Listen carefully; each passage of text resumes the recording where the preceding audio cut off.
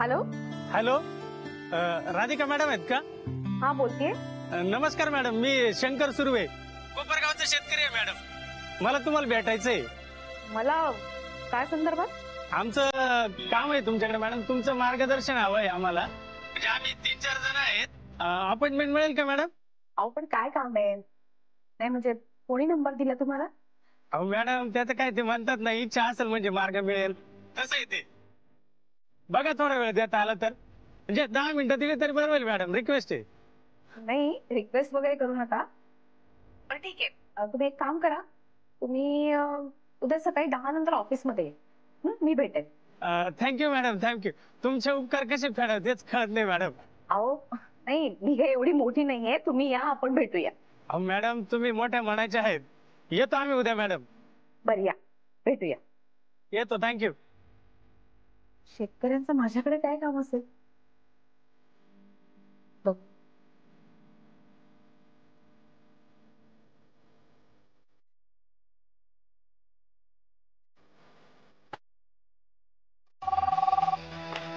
Hello, Gurunath sir आलेत का? नाही मॅम. बरं, आले की कळेल. Okay ma'am.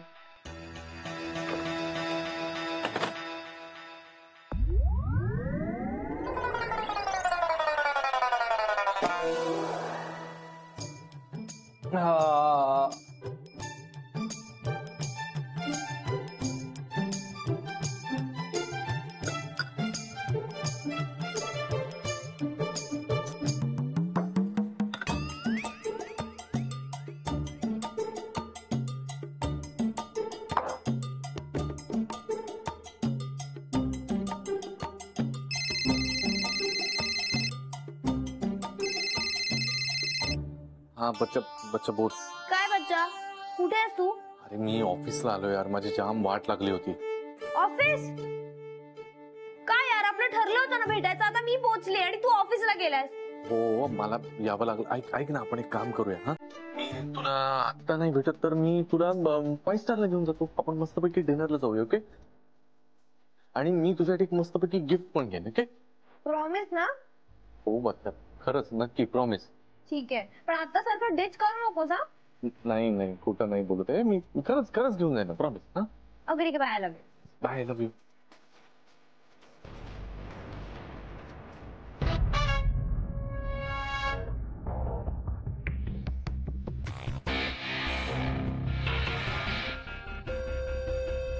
पानवलकर सर आहेत का? हो सर, कॅबिन मध्ये.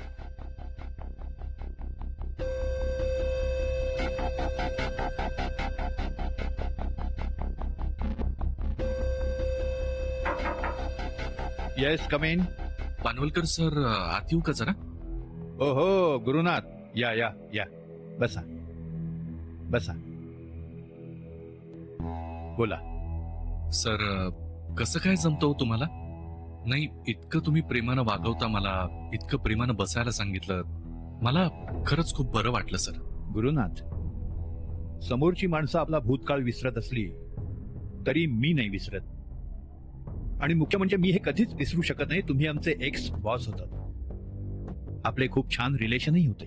हो सर, मला त्याच विषयावर बोलायचंय. म्हणजे काय झालं ना, मी नुसतं विचार करत बसलो होतो आणि अचानक नॉस्टॅल्जिक झालो. कसं काय? सर, आता तुम्हाला सगळ्यांना एकत्र काम करताना पाहिलं की मला ते जुनेच दिवस आठवतात. म्हणजे मी ऑफिसमध्ये नव्यानं जॉईन झालो होतो तेव्हाचं वातावरण, ते आजही आठवतं सर मला. पानवलकर सर, तुम्हाला आठवतंय मी अगदी सुरुवातीला ऑफिस जॉईन केलं होतं तेव्हा कसा होतो? आठवतं ना, नक्कीच आठवतं.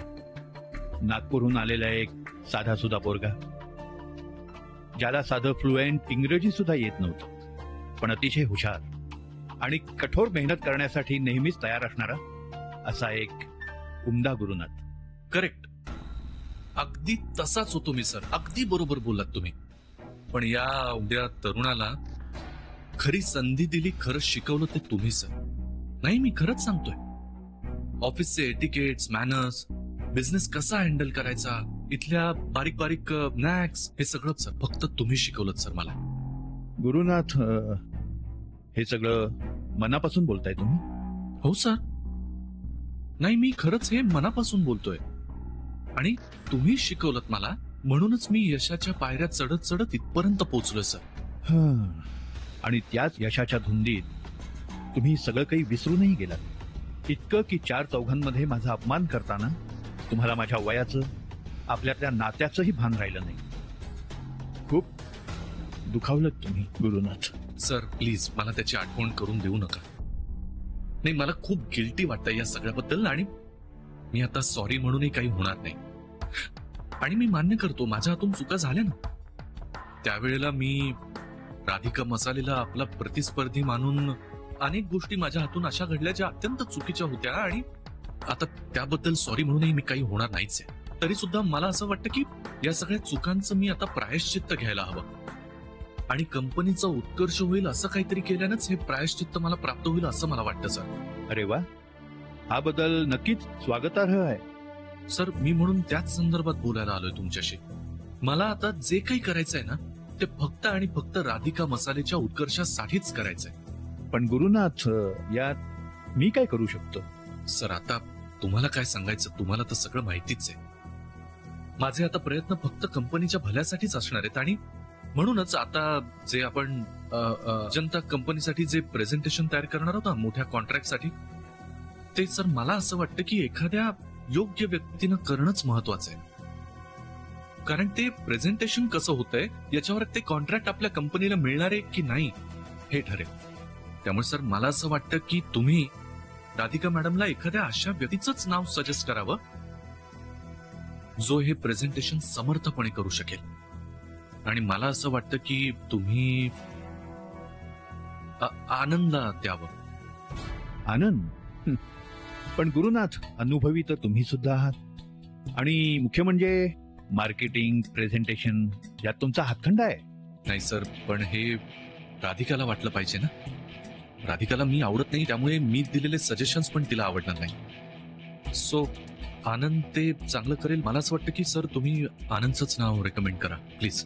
गुरुनाथ, आनंदनी प्रेझेंटेशन करणं आणि तुम्ही करणं यामध्ये खूप फरक आहे. तुम्ही प्रेझेंटेशन देण्यामध्ये कंपनीचा नक्कीच फायदा आहे, आणि त्यामुळेच यामध्ये वहिनींना काही आक्षेप नसावा.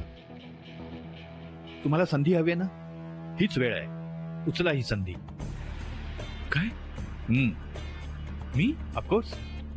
नाही नाही सर, तसं झालं तर मी या संधीचं सोनच करेन, आणि मी हे सिद्ध करून दाखवेन की मी या कंपनीचा भाग आहे, आणि जे काही करतोय ते कंपनीच्या भल्यासाठीच करतोय सर. पण व्हेरी गुड. एक मिनिट. हॅलो. हो हो, येतो वहिनी, लगेच येतो. हो चला, राधिका मॅडमनी बोलवलंय आपल्याला. हो चला चला.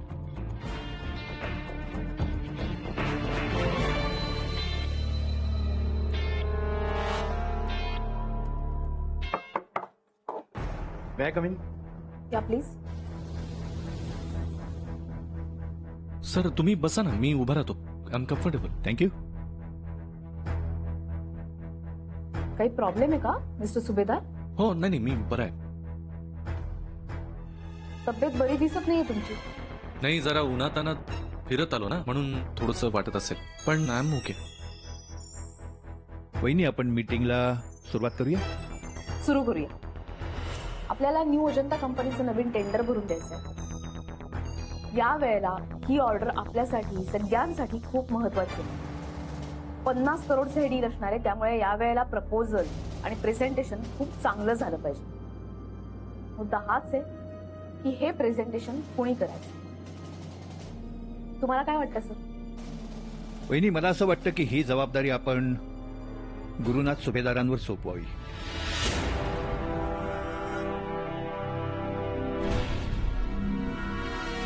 अरे सर, न्यू अजंता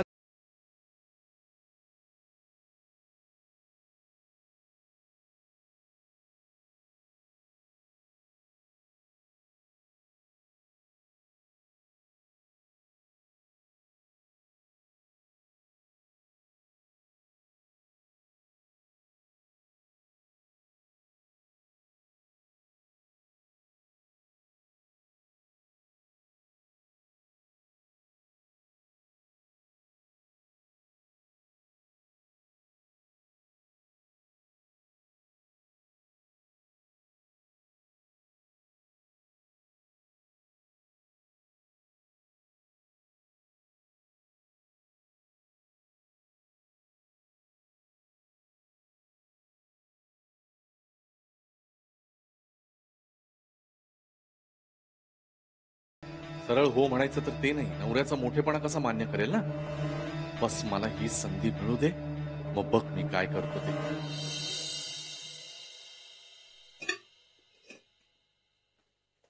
सरिता ताई, या या या. काय चाललंय? काय नाही हो, दिवाळीचा फराळ चिवडा बनवत होते. इथून जात होते, खमंग वास आला. म्हटलं बघावं काय चाललंय तुमचं. घ्या ना. आता बनवतच होते, थोडं घ्या. चव चाकून बघा कशी झाली. काय मस्त झालाय हो. हो खरंच. तो तुम्ही कांदा घातला ना त्याच्यात, हो त्याने मस्त चव आली. हो ना, 2 दिवस सुकावं लागते कांदा आधी आणि मग तळून घालते. आमच्या नागपुरामध्ये का नाही खसखसही घालते बरं आम्ही याच्यामध्ये चिवड्यात. गुरला भारी आवडते खसखस कांदा घातलेला चिवडा. हो का? आव. मला माहितीच नव्हतं. तुमचा तयार झाला का फराळ? छे हो, दोघांसाठी काय करणार. हे चकल्या आणतात विकत, लाडू चिवडा मात्र मी घरी करते. बाई आमच्याकडे असं नाही ना विकत आणून चालत. हे एवढे एवढे मोठे मोठे चकल्यांचे डबे असतात, मग परवडत नाही ना विकत आणणं. मीच घरामध्ये करते आणि गुरुलाही भारी आवडतात ना माझ्या हातच्या वातड चकल्या. आव, राधिकालाही खूप आवडतात, ती ऑफिस मध्ये वगैरे नेते. गेल्या वर्षी तुम्हालाही दिलं होतं की नाही, 1 डब्बा भरून नानींकडे दिला होता. या वर्षी देणार आहे बरं.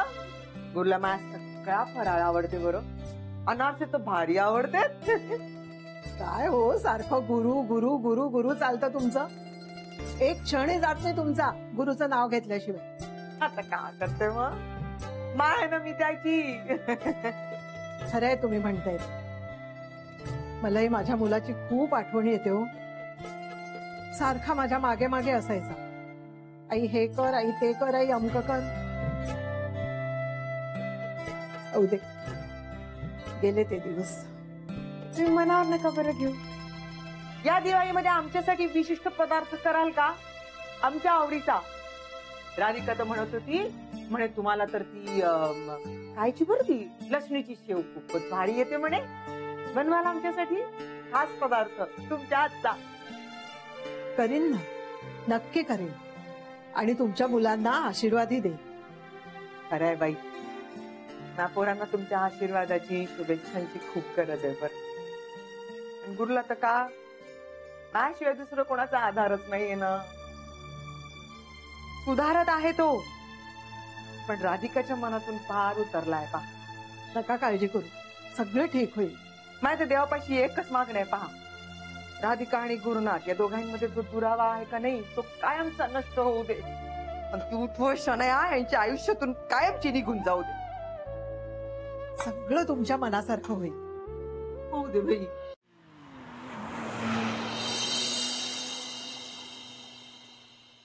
एकदा का होते माहितीये का, एक ना मुलगा असते हा, आणि 4थी मध्ये तो शाळेत जाते का नाही, माझं झालं का? हा त्यासारखा. हा, आणि तो का नाही शाळेमध्ये का नाही सगळ्यांना त्रास द्यायचा. अरे कसं?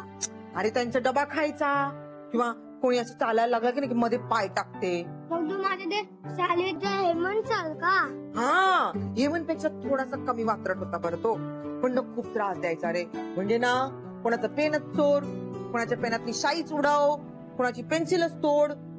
आणि सगळी पोर त्याला म्हणायची, नको रे हेमंत असा वागू, नको रे हेमंत असा करू, प्लीज ना हेमंत चांगला वाग ना. तो कायच ऐकते, ऐकायचाच नाही.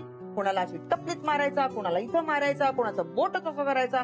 मग खूप लोकांनी ताईंकडे, म्हणजे तुमच्या बाई आहेत का नाही हेडमिस्ट्रेस, त्यांच्याकडे कंप्लेंट केली बरं, की बघा नाव कसा वागते हेमंत, बघा नाव कसा वागते.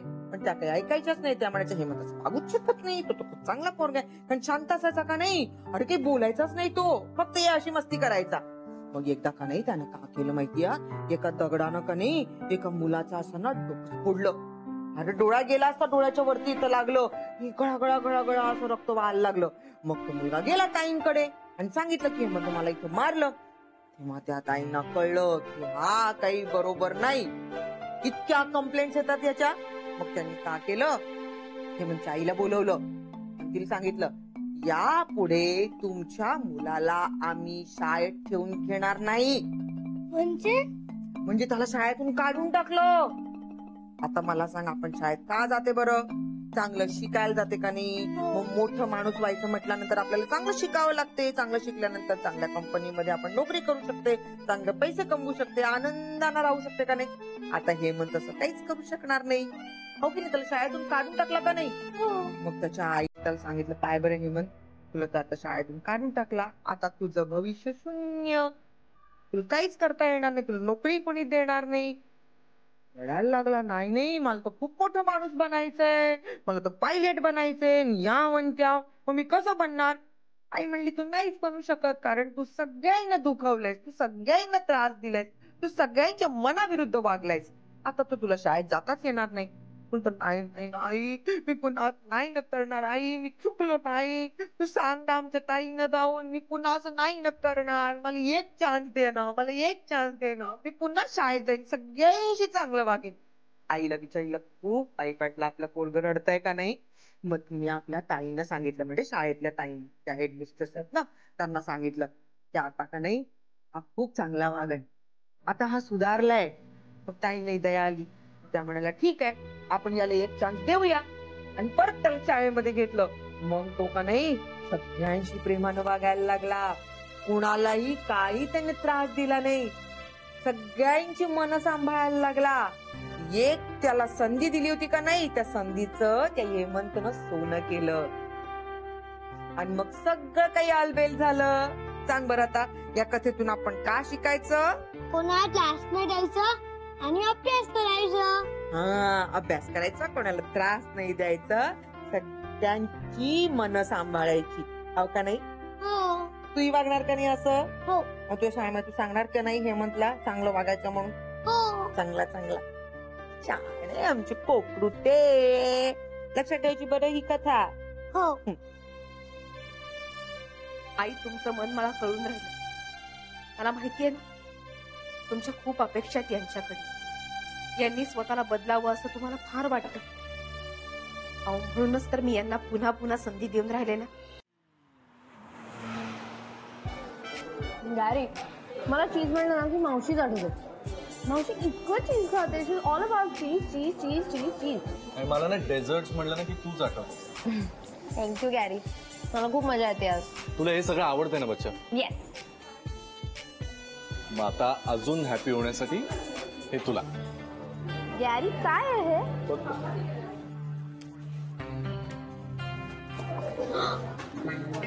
R you serious? Wow wow. यार गॅरी, हा खूप महाग असेल यार. नाही, फार नाही, एक 25-30 हजार हार्डली. पण हू केअर्स, तुला आवडलाय ना. 25-30 हजार? बच्चा, तुझ्यासाठी मी काही करू शकतो, माहितीये ना तुला. मी आता माझा जुना फोन आहे ना, तो केड्याला देईन. तो देऊन टाक बच्चा, पण एक लक्षात ठेव, तुला आनंदी बघायला मी काय वाटेल ते करू शकतो. मग हे पैसे doesn't matter. I love you too. तू अशीच हॅपी राहा, तुला मी काय वाटेल ते घेऊन देईल. पण बच्चा, हा तुझा असा ना स्माइलिंग आणि हॅपी चेहरा मला नेहमी बघावा असं वाटतं. यार, हे महाडिक का फोन करतायत? महाडिक? दॅट ओल्डी? पण तो का फोन करतोय? असेल काहीतरी काम असेल. बच्चा, मी काम करू का? मी त्यांच्याशी बोलतो पटकन. तू हे वॉलेट घे, आपलं बिल भरून टाक ना, मी जस्ट बाहेर त्यांच्याशी बोलतो. ओके गॅरी, प्लीज प्लीज, मी आलो. हा,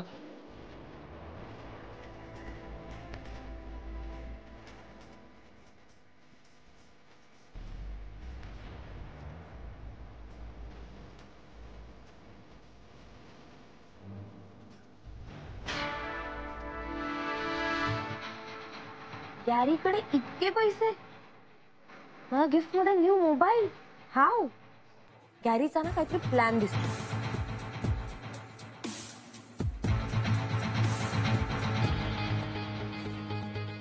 गुड फॉर नथिंगला सांगितलं पाहिजे.